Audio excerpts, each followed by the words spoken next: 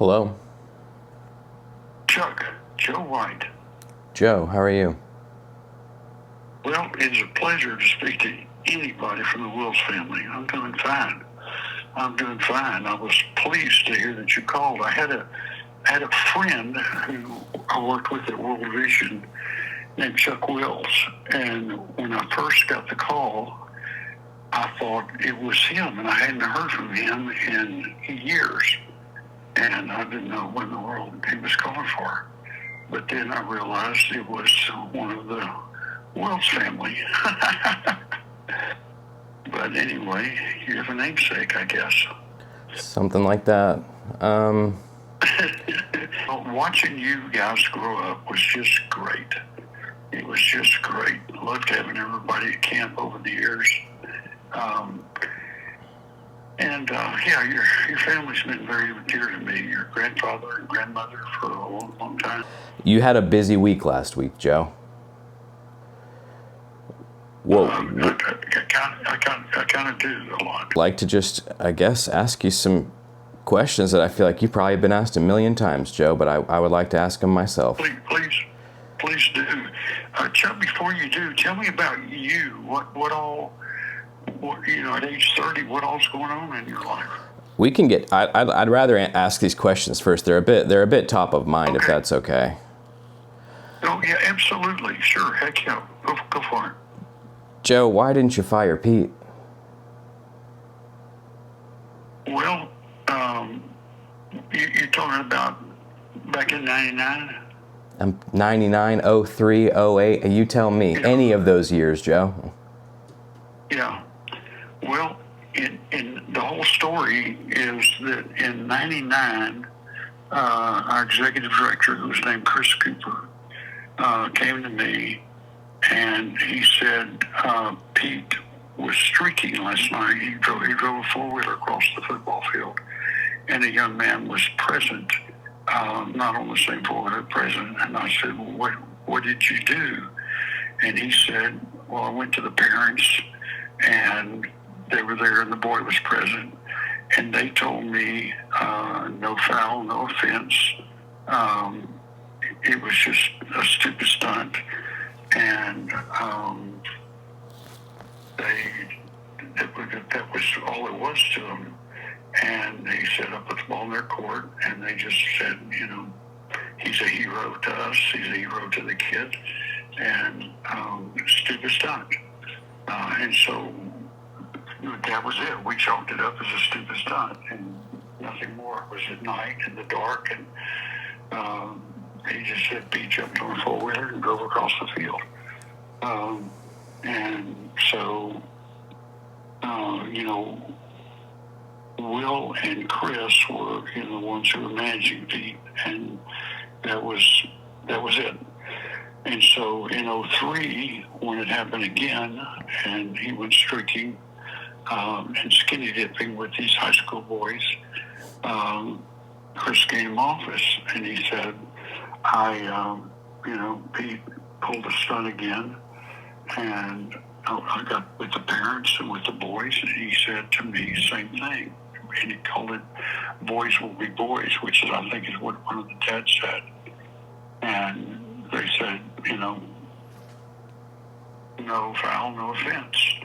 And so I called the prosecutor, appropriate thing to do. And I said to the prosecutor, I said, is this illegal or reportable, this stunt that this guy pulled? And he said, I don't think it's illegal or reportable. And so we got an expert to check with Missouri law, and Missouri law said the same thing, not illegal or reportable. And the parents didn't want any reporting done, and the law didn't ask for that. And so in 2020 retrospect, of course, it now looks like more like grooming than stupid stunt. But at that time, that's what the parents said, and that's what the law prescribed. And so his wife didn't know that Pete was doing anything inappropriate, and the directors that were around Pete didn't know that he was doing anything inappropriate, and the leadership teams who were around Pete didn't think he was doing anything. You didn't think he was doing anything appropriate, but yet you inquired the law and the extent of the law, but it wasn't that big of a deal. Well, I went by the parents. The parents, we put the parents in charge when something unusual happens. And I told you what the parents said, Pete's our hero, and no foul, no offense, boys being boys, stupid son. That's what was reported to me through Chris Cooper. And that was the second. That was after the second offense. You didn't think, man, we should just cut this guy loose. No, you know what? Honestly, Chuck, it never crossed my mind that Pete would be one who would do inappropriate things. I mean, stupid stunt, stupid stunt. But the way the parents interpreted it was no foul, no offense. And that was the information I had. And, at that time, Will his supervisor was having his boys, spend time with Pete. And everybody thought Pete was a hero, and everybody thought Pete was, a great role model and leader. What did you think? That is just what everybody told us, that he was, a great guy and a great role model, and that's what I thought. I just thought that everything was, that everybody was, was right. That's what I thought. I thought what I heard. No urgency to do any further action or digging yourself personally, just word of mouth of the people you trusted. The people I trusted, I mean, it wasn't just word of mouth. It was direct, conversations. Direct conversations with people you trusted, word of mouth. Yeah, same thing. I understand what you're saying.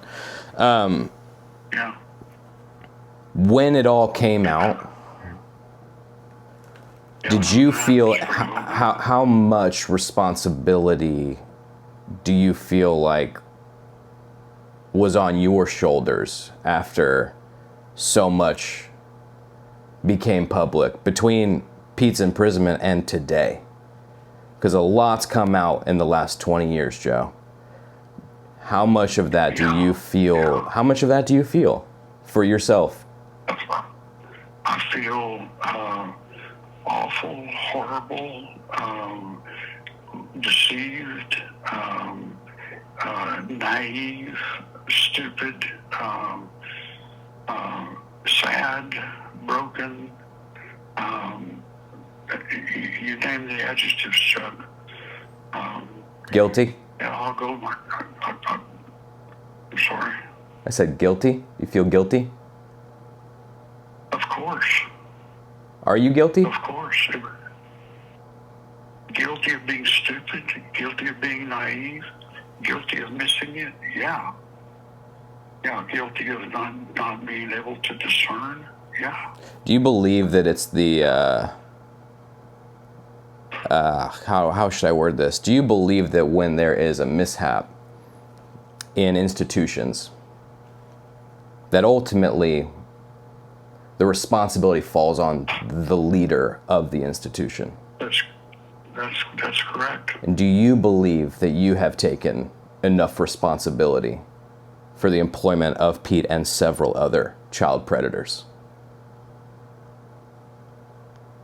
Well, several is a large number. 75 is a large number. Well, where did you get your information on 75, John?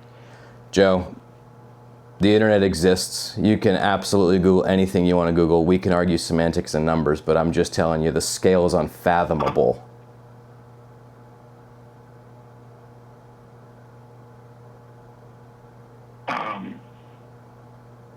I don't want to argue with you, Chuck.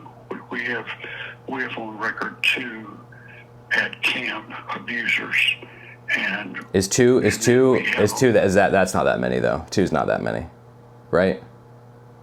No, 2's horrible. One is unfathomable. Right. One is horrible. I mean, you said 75, and I was just telling you what the 2 that we have on record.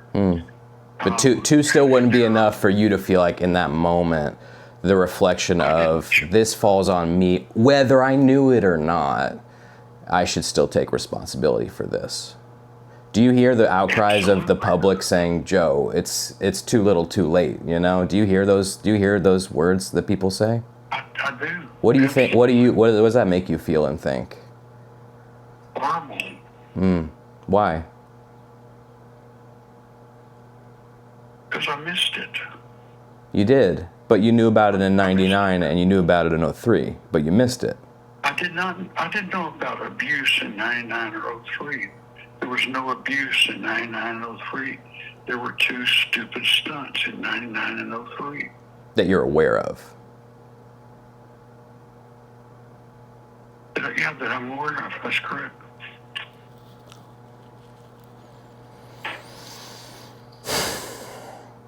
I didn't think talking to you would give me the closure or the answers I was looking for, Joe, but I will just say, to answer your first question, a little bit about myself. After I graduated college, I went on staff with Young Life and did student ministry after Young Life for North Point Ministries for about 8 years.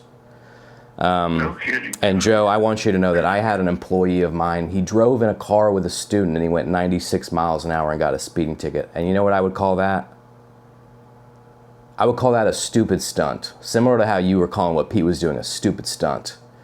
And I fired him because that's what you do when people in ministry abuse and overdo their power. It doesn't matter how revered and how loved they are, no matter how stupid the stunt is.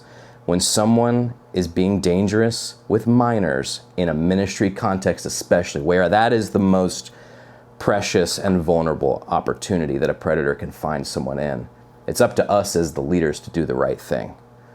So I removed him from staff, and I really wish you had had the wherewithal and the knowledge and the empowerment to do the exact same thing, because the damage caused by Pete and by many others, and especially Joe, by Kanakuk camps in general, has done more irreparable harm and damage to the kingdom of God than I believe has done good. And that breaks my heart to say, as someone who went there and worked there, and from someone who was baptized by you. Breaks my heart to say those things, but I believe that that is true. I believe that if you want to do the right thing, Joe, the only thing that can bring you, I believe, the peace that you are searching for, is to turn yourself in and do the right thing.